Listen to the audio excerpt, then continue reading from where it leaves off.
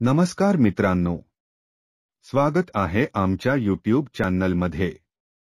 आज आपण एक महत्त्वाचे काम करतोय। तुम्ही सुद्धा हे काम कसे करायचे जाणून घ्या। प्रोबेट। आपल्यापैकी अनेकांनी प्रोबेट हा शब्द ऐकला असेल।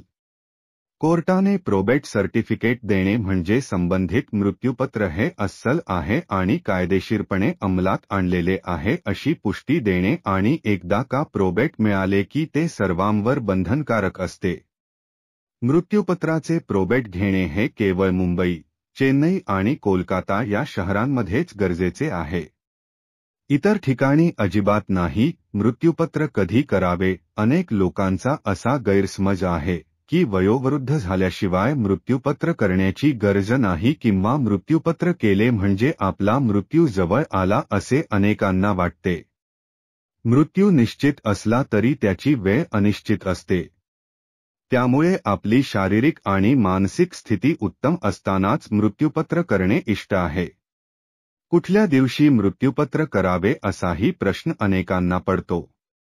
त्याबद्दल कायद्यात कोणतीही तरतूद नाही। उदा.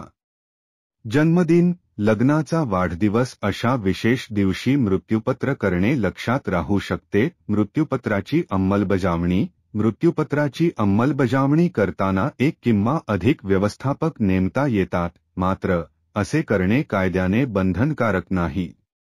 व्यवस्थापक नसल्यास कोर्टातून लेटर्स ऑफ ॲडमिनिस्ट्रेशन मिळवता येते। मृत्यूपत्र नॉमिनीवर बंधनकारक